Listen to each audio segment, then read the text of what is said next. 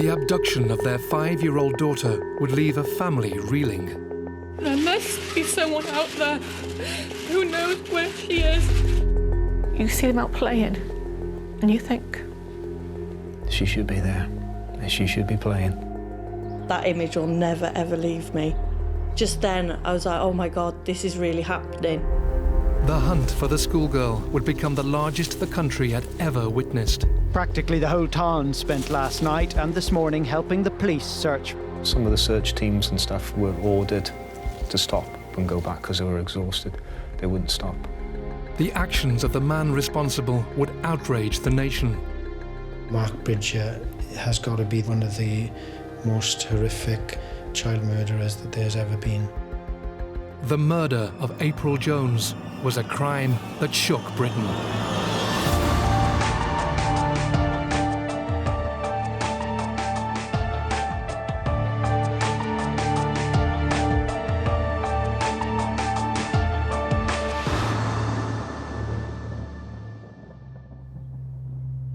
Emergency. I've been kidnapped. Just stay still for me for a moment.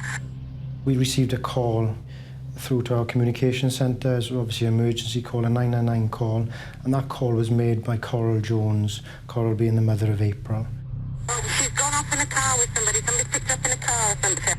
Gone panicking, looking. Okay, what's the name of the child that's gone missing? April Jones. Coral said that her daughter had been abducted, kidnapped, and that she gave a very brief description of a vehicle that had been seen in the vicinity at the time. The communication centre deployed the local officer to attend. We were in the fortunate position that there was an officer working in Machynlleth at that time in the evening, and within about 7 minutes, the first officer was at the scene.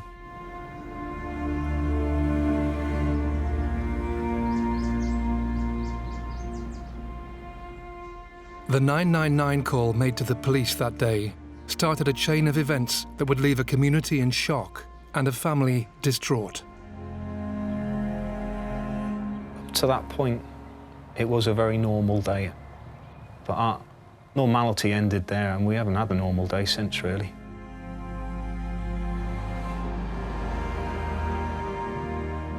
Paul and Coral Jones live with their 3 children, Jasmine, Harley and April, in the small Welsh town of Machynlleth. Like most families, Monday morning that October began with breakfast for the children.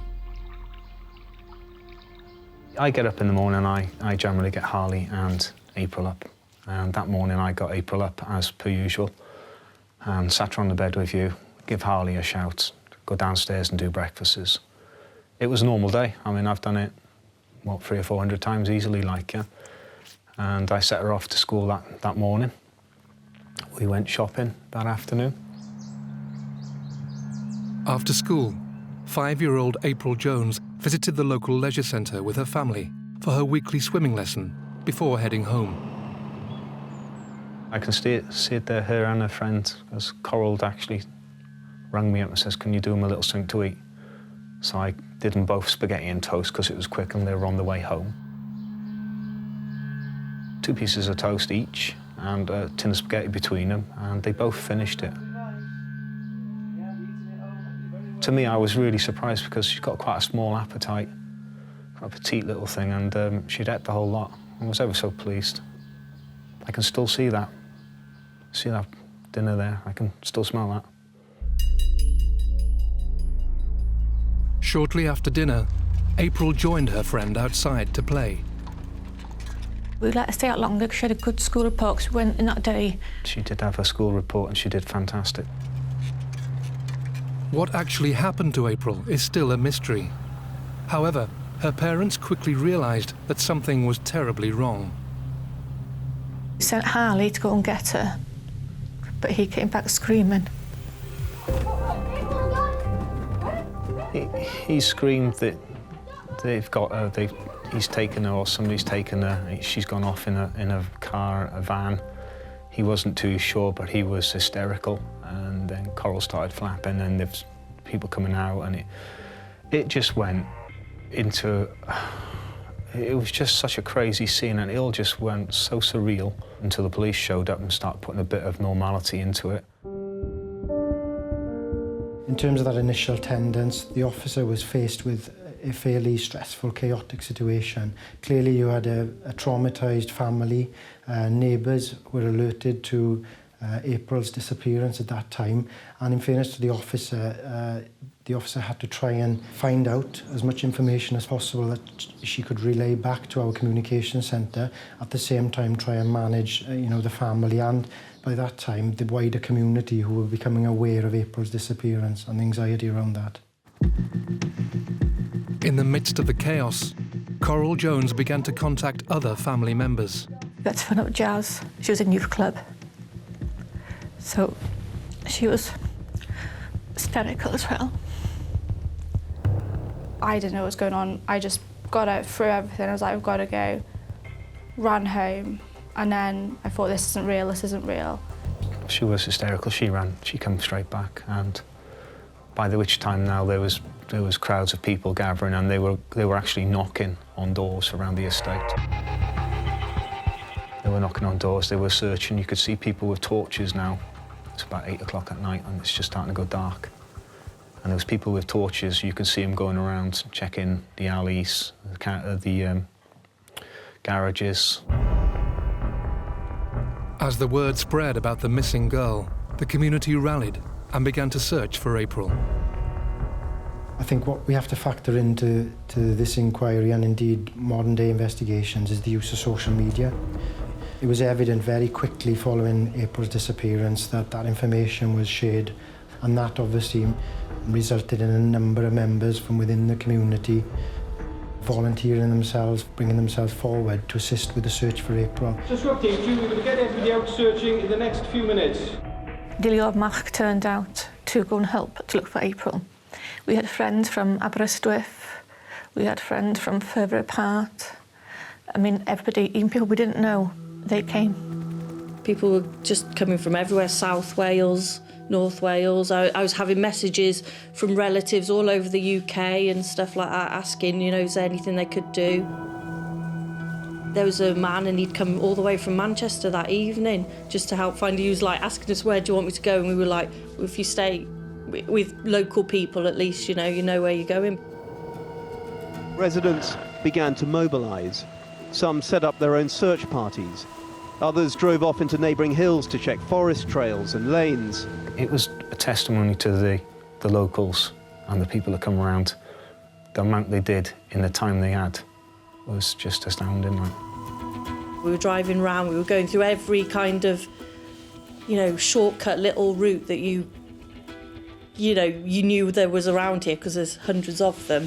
And then we met up with Coral in the car. Someone else was driving a car, and just the look on her face, that image will never, ever leave me. And I just then, I was like, oh my God, this is really happening. With April being 5 years old, very vulnerable, missing from about 7:30 p.m. in the evening, we knew it was weather-wise, it had been raining, it was dark, it was cold. The fast-track action was, for us at that point, was certainly to find April safe and well. We knew from previous research that if April had been abducted or kidnapped, we would have been unsure at that point in time what the motive was. But, we knew that we had very little time to play with in terms of finding April safe and well. I wasn't really allowed to go out into the mountains with other people, just in case you did see something. So I thought the only thing I could do, because I didn't want to go home and just sit there and be like, playing with my fingers, just waiting. So I thought, the best thing I could do, go out with my friend, put posters up in bus stops, shops, lampposts, everything we could think of, really. Some of the search teams and stuff were ordered to stop. They wouldn't stop, and they were ordered to stop and go back because they were exhausted. They wouldn't stop. And it's the same with the locals. They wouldn't stop. They were out there for hours, right through the night, several of them, right through the night searching. To look at it now, it's surprising how many people helped to look for April.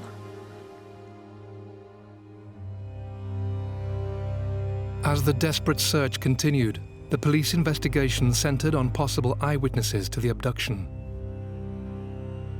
We knew that April had been out playing in the estate with some other young children on their bicycles, and obviously that was a sort of main line of inquiry in trying to ascertain as much detail as we could about what they did, who they were with, and any of the other children who may have seen something.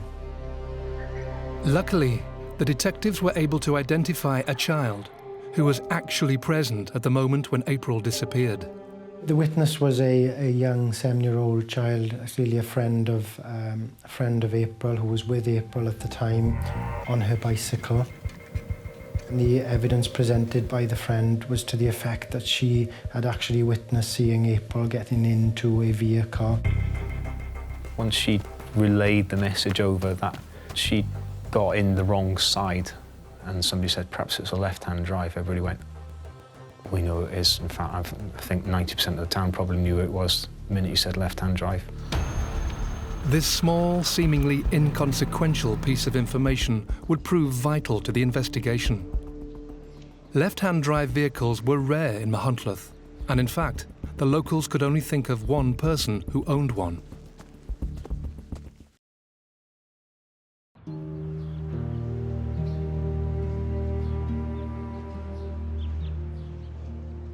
In October 2012, the nation was stunned by news of the abduction of schoolgirl April Jones. As the media descended on her hometown, the whole country was desperate to know more about the missing 5-year-old girl and what had happened to her. Well, she was born premature, by 7 weeks. She fought for her life from word go. She was rushed to Swansea to intensive care there for over a week and a half, and then she had a fit in intensive care, which led on to her to have cerebral palsy down her left-hand side from the hip down to her leg.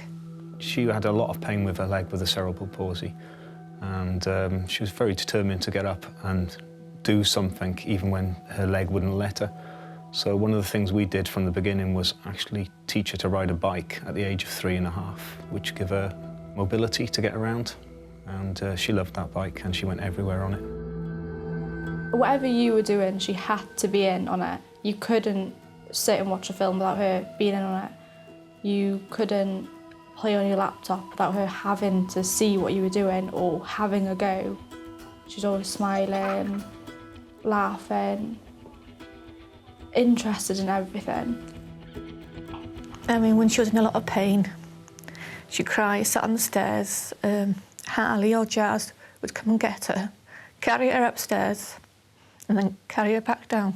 She'd come in from school, like, I would fetch her, bring her in from school, and she'd nearly always sit on your lap, stick her arms around you, give you a cuddle, kiss, say, I love you, Dad. And she was a very loving kid, very, very loving.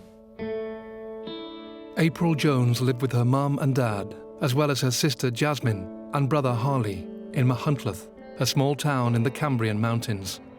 April lived on a small housing estate within the town itself, and I think it's true to say that, you know, the majority of the people living within that community would have felt quite confident and comfortable with their children out playing in the streets, in parks, etc. It's just a community where you know everyone because it's so small, but, you know, everyone gets along. Everyone has their fallings out as well, but they usually get resolved. There's no, you know, and it's just quiet life more than anything else.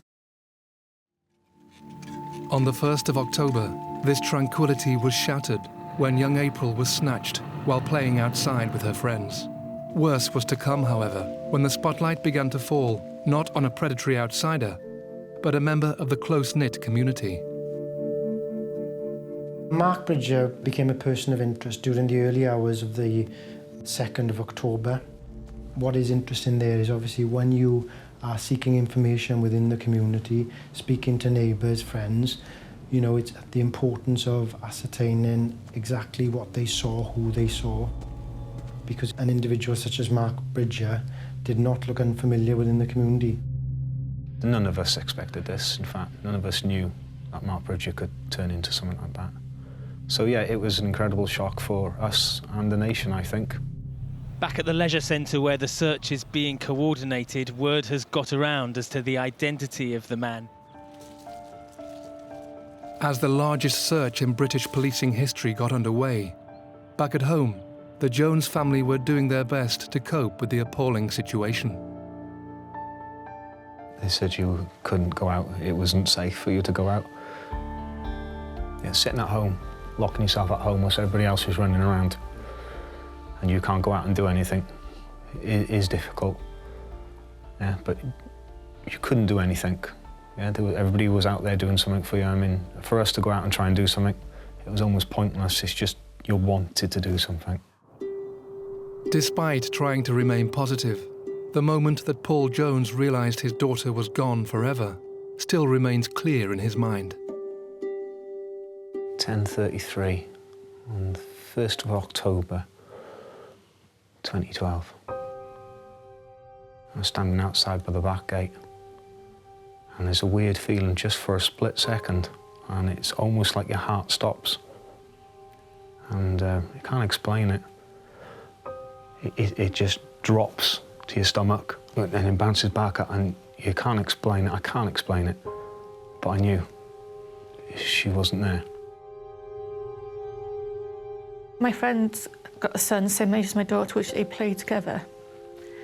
And it's like, now, you see them out playing, and you think... She should be there. She should be playing. Meanwhile, police were building up a picture of the individual who was quickly becoming the prime suspect. Well, Mark Bridger was an individual who lived in the community for a number of years. His children lived in the community, went to the same school as April and some of April's family. There must be someone out there who knows where she is. From a policing perspective, he was not on our radar. He was not somebody that we considered to be a risk and was not managed or monitored by us for any reason. In terms of his previous offending, you know, there were minor offences that he'd been found guilty of, but nothing to the extent that would have raised his profile from our perspective. 46-year-old Mark Bridger was a father of 6 children. He had lived in Machynlleth for a number of years, but prior to that was something of a drifter with a history of broken relationships. The day before the abduction, Bridger had split up from his partner and had spent the day at his cottage contacting several women online, but also engaging in his other obsession, downloading and viewing child pornography. From the inquiries that we undertook then in terms of establishing Mark Bridger's movements leading up to the time of the abduction, we established that there'd been a breakdown in his relationship. There's clearly evidence that Mark Bridger was trying to form other relationships with other people. And clearly from the evidence we gathered from his personal computer, laptop, you know, there's evidence of him having accessed pornography, child pornography, in the time leading up to the events of the 1st of October. There are factors that would make someone a higher risk than someone else, and it might seem counterintuitive, but you may have one individual that's got no previous convictions, no other indications of antisocial behaviour at all, and has thousands of images of children, but no previous convictions, no antisocial behaviour, versus someone else that has got a very lengthy history of previous convictions for all kinds of things, and actually not necessarily, and quite often not, sex offences. It might have burglary, theft, acquisitive crime, violent crime, etc., that's got 3 or 4 images of children. That individual would most certainly be more dangerous. Former slaughterhouse worker Mark Bridger's criminal record dates back over 25 years and includes convictions for theft and possession of a firearm. Tellingly, he was never considered a threat to children or convicted of a sexual offence. Mark Bridger does have the classic profile that we would expect to see in relation to use of indecent images and contact offending, and without obviously going into the details of how he would be processed, he absolutely, most certainly would come up as a very high-risk offender. We've got several instances here of a sort of botched firearms robbery attempt when he was younger. Several indications that he was violent with partners. Also, the indications around his drinking behaviour, which, as we all know, lowers our threshold of restraint. So there's several indications in Bridger's history that would make him absolutely, definitely high risk. Overnight, detectives had confirmed that the owner of the left-hand drive car was Mark Bridger. Coincidentally, on the morning of the 2nd of October, he was spotted by a police helicopter whilst out walking his dog. At that point in time, when the police helicopter captured Mark Bridger walking just near his home, at that point in time, he was not actively being sought by us as a suspect. He was in the system as far as a person of interest was concerned. But in fairness to the staff working and flying that helicopter, at that point in time, they wouldn't have been actively seeking the individual. It was purely his demeanour, his actions on the ground that drew the attention of the flying crew. I think it is fair to say that normally with a helicopter hovering above, the normal reaction would be to look up. That wasn't the case with Mark Bridger. He was very much focused on looking at his dog and walking, and I think it was on that basis that drew the attention of the helicopter crew. The net was closing in on Mark Bridger, and on the 2nd of October, officers visited his cottage just a few miles outside Machynlleth. What they found there would confirm their worst fears.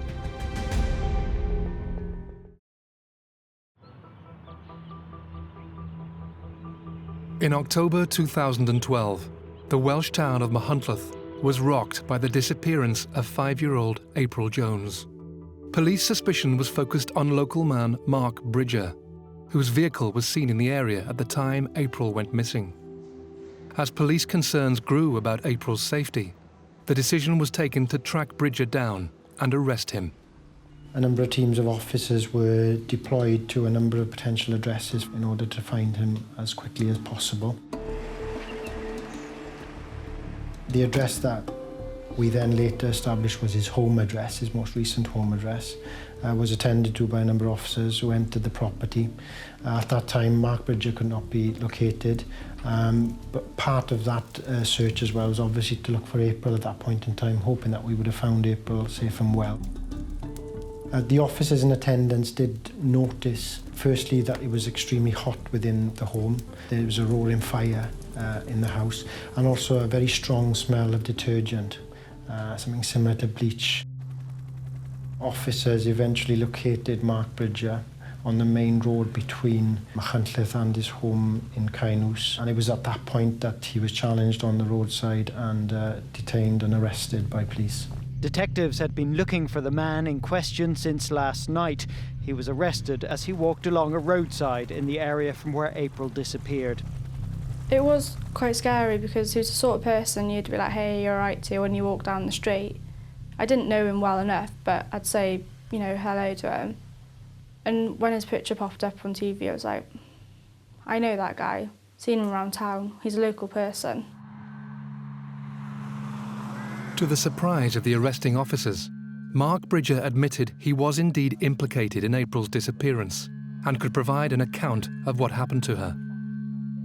He was fairly calm in his demeanour at that time, and he disclosed to officers that he'd been involved in an accident, that he'd, as a result, caused injuries to April Jones as a result of a collision that he had with her while she was on her bike in the area where we believe the abduction took place.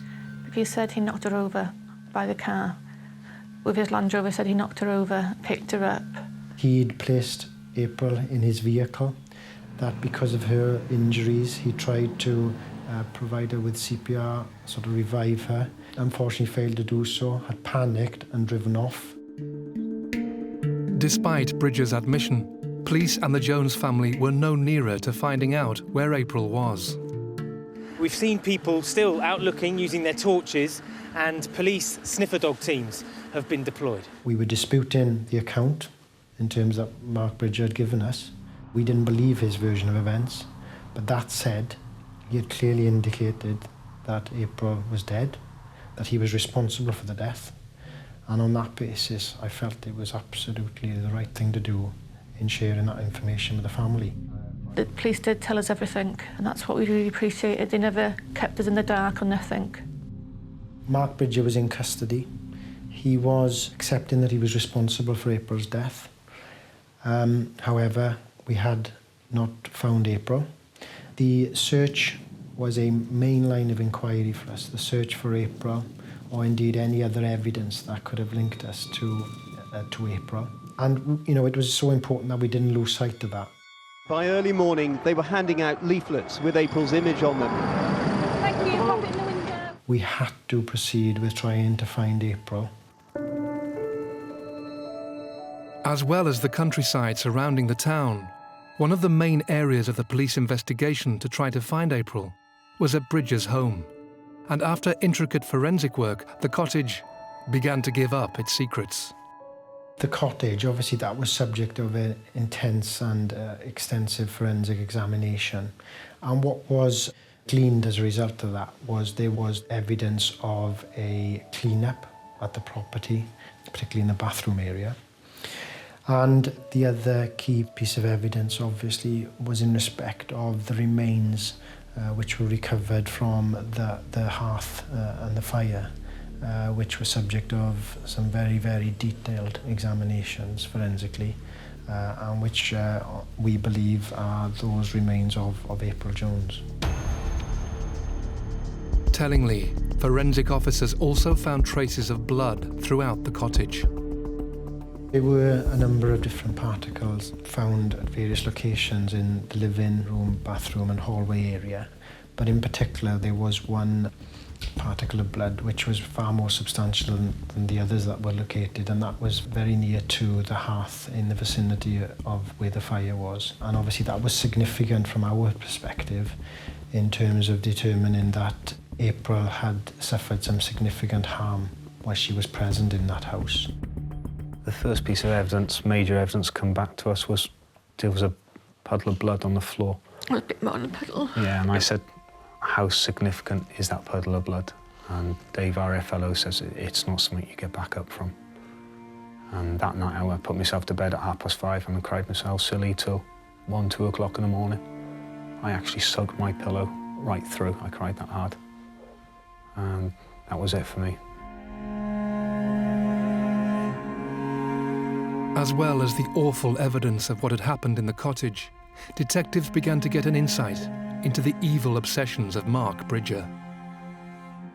We identified from the examinations of the computer that Mark Bridger was accessing pornography, child pornography in particular, and also had an unhealthy interest in searching a number of sites which revealed information about previous horrific child murders, both in the UK and further afield abroad. This evidence confirmed detectives' worst fears. They were dealing with a predatory paedophile. Recent research into this type of crime has revealed a worrying statistic. The reality is there's a significant number of men that are interested in children, and there's a significant number, albeit a small number, of men that would act on that impulse. The best estimates on prevalence rates around paedophilia in the UK is between 1 and 3%, or 1 in every 100 men will have a paedophilic interest in children. He put on the internet naked 5-year-old and it came up. On his computer he had cartoons of a kid being molested by an adult. He had pictures of other children. He had pictures of my other daughter, Jasmine, and April. And he tried to say that he didn't know April, but they were there with my other daughter, Jasmine. You know, it makes you shiver through your whole body because you don't know who's taking your photos off the internet. It would later emerge that Bridger had previously contacted April's sister online. He sent me a friend request and I asked Dad and I was like, well, who's Mark Bridger? Because I didn't know him by his name. And I was like, message him like, who are you? Why are you adding me? And he kept saying, I'm friends with your dad. I was like, but doesn't mean I know you. You know, just because you're friends with him, why are you contacting me? I'm a lot younger than you. And I thought, no, just delete it, not bothering. As I said to Jasmine, I said, why would somebody who very vaguely knows me want to request friends with you? At the time, I'm not sure, 14-year-old. A 14-year-old against a 42-year-old, I'm guessing the age is a little bit. I said, there's no common ground for you, like. So I suggest saying no, but she's already made up her mind no anyhow. Whilst it seems abhorrent, studies have attempted to explain why some men are attracted to images of child abuse online. There's two schools of thoughts about the relationship between internet use and indecent images and contact offending. One is the so-called compensation model, where what you have is an offender that downloads and uses images on the net as a device to stop his contact offending. So this is instead of contact offending. So that's a compensation model. The other model is what's called the behavioural facilitation model, where actually the internet is used as an outlet for fantasies, but with it repeated use, those you get inured to them or used to them, or they start to become more bland, so you need something more. Bridger definitely fits into the behavioural facilitation model, where you've got someone that's highly impulsive, got many pre-convictions, general antisocial lifestyle, sexual interest in quite young children, and inevitably that use of the internet at some point for Bridger became not enough. Despite the evidence mounting against him, in police custody, Mark Bridger was giving little away. He was interviewed in excess of 18 hours. There were 13 interviews. Mark Bridger was somebody who was very comfortable in speaking when the matters being discussed were areas that he was comfortable with to talk about. But obviously when he was being challenged about the evidence that we were being presented with and that we were finding, he would then start to lose that control and would become visually upset. And that was very much the common theme throughout the interview process. In terms of us trying to build up a profile of what we were dealing with, the type of individual we were dealing with, obviously we had a significant amount of support during the interview process by a number of experts in the field, and that was very useful in terms of informing the interview strategy going forward to try and capture as much evidence as we could.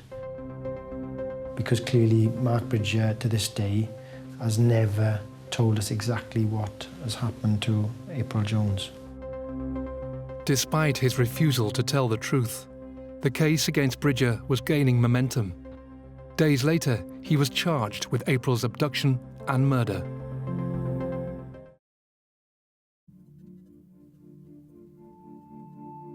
Five-year-old April Jones was abducted near her home whilst playing with friends in October 2012. The person police believed was responsible was local man Mark Bridger, and in the spring of 2013, he was due to face trial, charged with April's abduction and murder. The trial took place at Mold Crown Court from late April to early May in 2013. It was scheduled for 5 weeks. The start of the judicial process in this case had drawn some local people and a lot of strong feeling. We knew that, given the profile of the investigation, that it would be monitored very closely by the media. So there were some real challenges from us, from a policing perspective, in terms of managing the family through the trial. I wanted to be there. I mean, we were told we don't have to go, but I wanted to be there. I wanted him to see us, and I wanted to see him, and I just stared at him. He didn't look at us, he looked at us once, didn't he? It wasn't a look like it's a full-on glare. He just dipped his head and just looked through the side of his eye to the right, just for a few seconds, then he straightened up. Other than that, he never glanced our way once. Throughout the course of the trial, obviously, he gave his version of events. He took the opportunity to stand in the box and give his version of events. But throughout, again, very much in control, in denial, total denial, and, you know, very cold sort of individual who never seemed to understand the seriousness of what he was doing or what he'd done. What made me really cringe was he had the cheek to say Little April, and that just made my blood boil. Like it was his little girl, and it was his love, his joy, and it did make us really cringe. He said he knocked her over by accident and picked her and put her somewhere, but soon as the police said some stuff about the blood, about the evidence, he would change his story. I wasn't confident of a guilty verdict. I knew that from an investigation perspective, we gathered all the evidence possible, with the exception of locating April Jones. We had some really strong forensic evidence.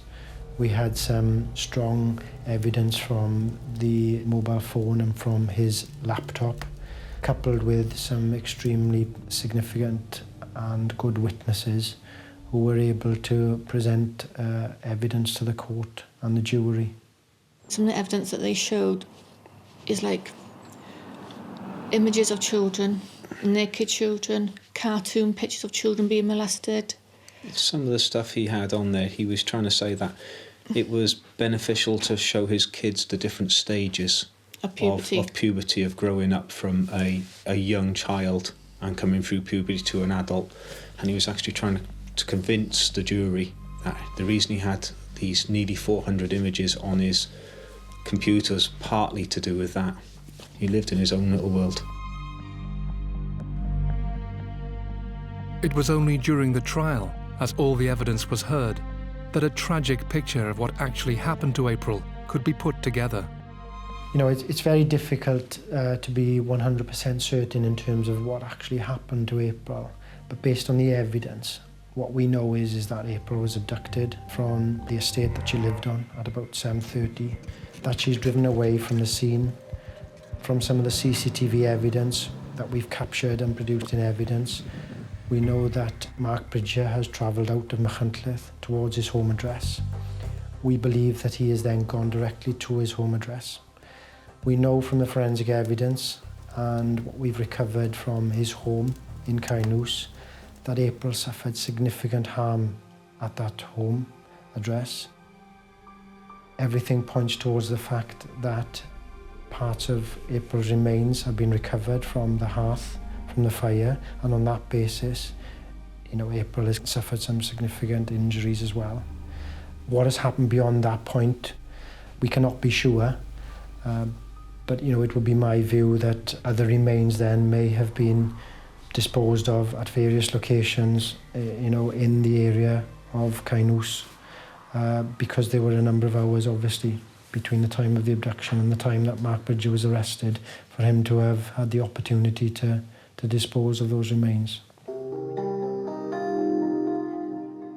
On Thursday, the 30th of May, Mark Bridger was found guilty of abducting and murdering April Jones, and of disposing of, concealing or destroying her body. Mark Bridger has received a whole life sentence, which essentially means that he will spend the rest of his life in prison.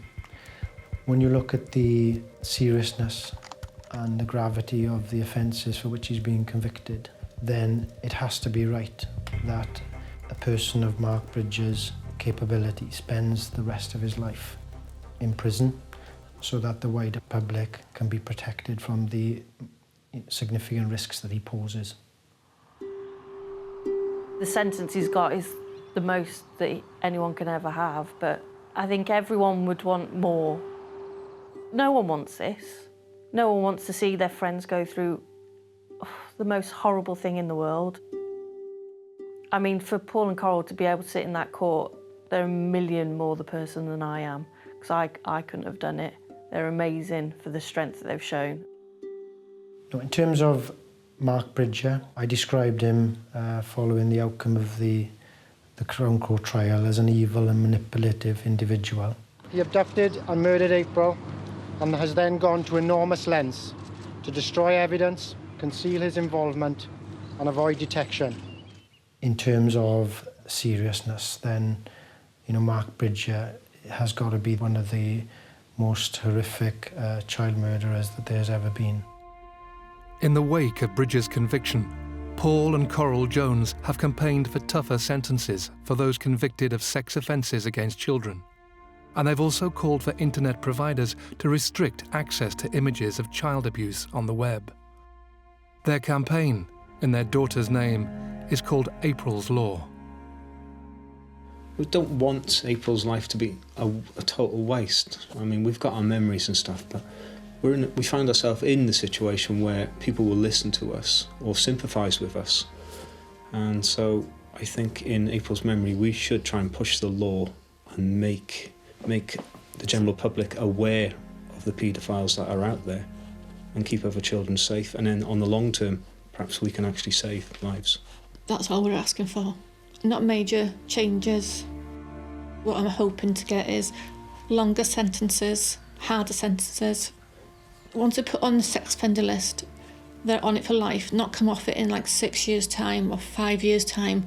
They need to be put on it for life. Well, I'd like to see things put in place that will stop paedophiles from downloading these images. The government needs to step in and help and stop all this before any more family go through what we've gone through and some other families have gone through. And the way I see it, the internet sites are a big playground for paedophiles. The reality of the internet is what we enjoy about it is its kind of freedom and, in a way, its lack of control and restraint, which in obviously many ways is quite a good thing because, you know, obviously you don't want to live in an environment where the press is restricted. But on the other hand, the advantage of that is also its disadvantage in that it's incredibly difficult to control. And a lot of these images, you know, are constructed by paedophiles and then shared on peer-to-peer networks. In November 2014, Mark Bridger's home was bought by the Welsh government and demolished. It's just like a big relief. The house is gone, so if you go past it, you don't think, oh my God, that's where April Jones got killed, got murdered. When we go past it, your head doesn't turn to look at it, because you automatically turn your head as you go past just to look. You know it's there, but now it's gone, you can't see nothing. It's just blank, and it is relief. On the 26th of September 2013, just 5 days short of the anniversary of the day she went missing, the town of Machynlleth gathered for the funeral of April Jones. At the gates of St Peter's Church, the comforting arms of the vicar, ahead of a service no parent should endure.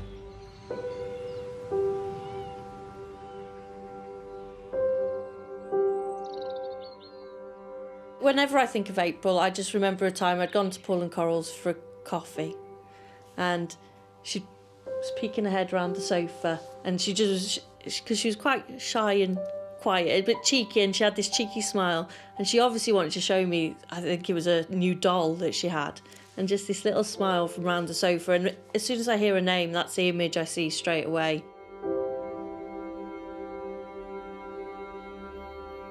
I shared a room with April, so obviously in the morning you get up and you're thinking, for that split second you're like, ah, oh, normal. Then you turn around and you're like, ah, no, she's not there. You know, she's not in her bed or waking you up. She's not in everything you do. So you do think of it, because you could be watching a film, you're thinking, oh yeah, April would like this. So she's constantly on your thoughts of everything you do. So I like her when she's going to wake Jasmine up because they share the same bedroom. So Jasmine used to open the quilt and say, come on then, come in. Sometimes she wanted to cuddle. And Harley was just, they were like Tweedledee and Tweedledum. You just could hear them laughing and screaming with fun. And that's when we remember her, a happy child. A lasting image for me was only a few weeks before. There was a double rainbow just outside the back of our house. And as she came out the door, she just squealed, Envis, Envis. And Envis is Welsh for rainbow. And she says, and she just jumped up and down and pointed, 2 rainbows, Envis, Envis. I mean, it was just a sheer joy. She jumped up and down on the spot, squealing it. And that's the kind of girl she was.